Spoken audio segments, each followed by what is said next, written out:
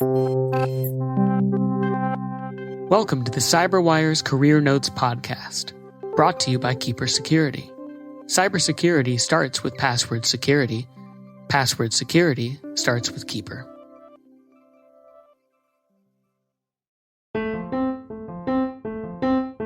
M.K. Palmore, Director, Office of the CISO, Google Cloud.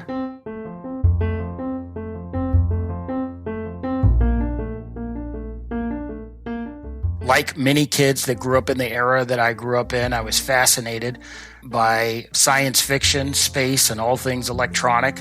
I thought at one point in my life that I might want to be an astronaut. It was during that phase that I discovered that the place that I wanted to go to college, the US Naval Academy at the time, and I think still does, has the most astronauts within the qualified realm there at NASA. So I was one of the first kids in my neighborhood to have an Atari system. I had the Commodore 64 computer like most folks and started, programming at a very, very young age around BASIC. But my journey was sort of interrupted as I finally went into college, and I ultimately did not pursue computing as a major. I had, as a young African-American boy growing up in Southeast Washington, D.C., had no reason to believe that I was going to be able to attend the Naval Academy. But I identified it as the only place I wanted to go to school when I was in around the 6th or 7th grade. I set my sights on it, and everything that I did in middle school and high school was in pursuit of that goal, and I'm lucky I achieved it. I'd probably be on someone's couch right now getting counseling had I not.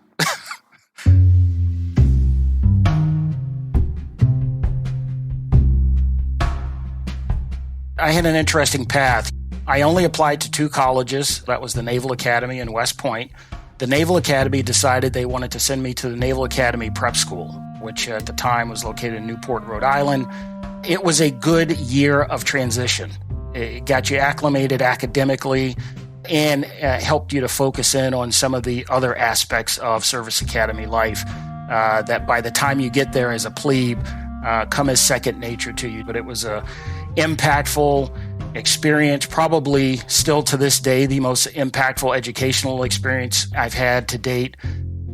I made the, at the time, rather unique decision that I wanted to be a Marine. So I graduated from Annapolis and was commissioned a second lieutenant in the U.S. Marines. And so I was a logistician in the Marine Corps. I was one of the lucky guys who had an opportunity to serve with a very, very large apparatus in the Marine Corps' Air Wing, and the military came very natural to me in terms of the environment, the expectations, the lifestyle. It was all something that I showed a very early attraction to, and I'm very happy that I had the opportunity to serve as an officer in the Marines.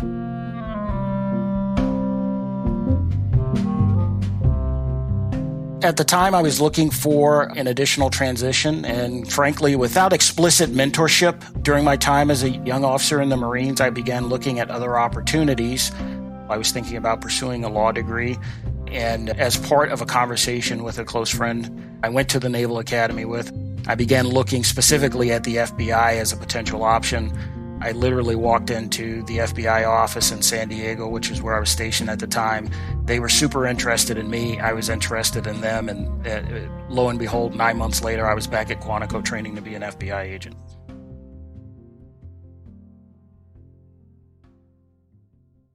I had the opportunity over the course of that career, through the benefit of mentors and others, to transition into different areas of responsibility. And about mid-career, that's when I got my first inkling of a cybersecurity investigation, which was still relatively new to the Bureau at the time. My youthful interest in all things technology came rushing back, and the very first thing that it really opened my eyes to was how much I needed to learn in order to be able to add value to these types of, at the time, investigations and ultimately to this field of study. I had the opportunity towards the latter part of my career in the FBI to lead one of their largest cybersecurity investigative teams based here in San Francisco. it gave me such a wide exposure to challenges on the cyber threat landscape. And so you begin to get a sense from that perspective as to what kind of impact technology will continue to have on business. And of course, cybersecurity, by my account, was exactly the right place that I needed to be for any future aspirations professionally. When the opportunity came to retire from the FBI, luckily I had mentors out there and folks who were interested in expanding my knowledge base and giving me an opportunity. And interestingly enough, it's still really about strategic level conversations and engagements with customers. My responsibilities include engaging in those conversations and helping folks identify solutions that can help them digitally transform and stay relevant. I've always been good at keeping a certain equilibrium. The term resilience is something that I've always shown. I didn't have the most stellar upbringing in terms of economics or family surroundings, but I held true to my goals, my dreams, and my focus. And I've learned never let anyone else shake your confidence or shape the view of what you see for yourself. I'm a leadership student, a lifelong leadership student. I think there's always something to be learned in the leadership circles that you're in. Being both a Marine and FBI agent, I've had the opportunity to lead large teams. I find myself now in an individual contributor role, and one of the things that I hearken back to is, the concept of lead from where you stand. Be a leader in all aspects. Lean into problems and provide solutions as opposed to sitting back and waiting for others to provide solutions to problems, and raising your hand for the difficult stuff. You got to expand your network. You have to avail yourself of opportunities to meet folks, to engage with folks who are doing what you want to do, but also hopefully put yourself in a position to help someone else, right? Because it works in both directions.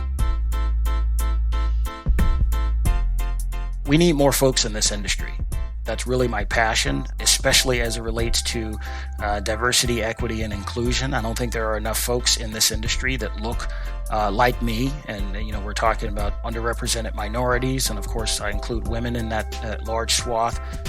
If folks just said, hey, MK did a lot to help folks get to the table, that will be time well spent for me.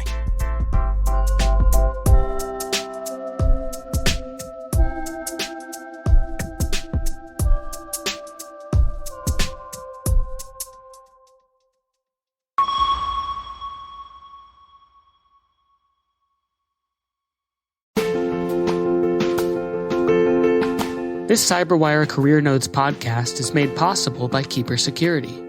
Keeper is more than a password manager. It's a scalable and customizable security platform that includes industry-leading features such as automated user provisioning, role-based enforcement policies, SSO/SAML integration, advanced reporting compliance, breach watch dark web monitoring, and more. Members of the CyberWire community will receive a free 3-year personal password manager when they take a business demo. Visit keeper.io/cyberwire to learn more. And we thank Keeper Security for sponsoring our show.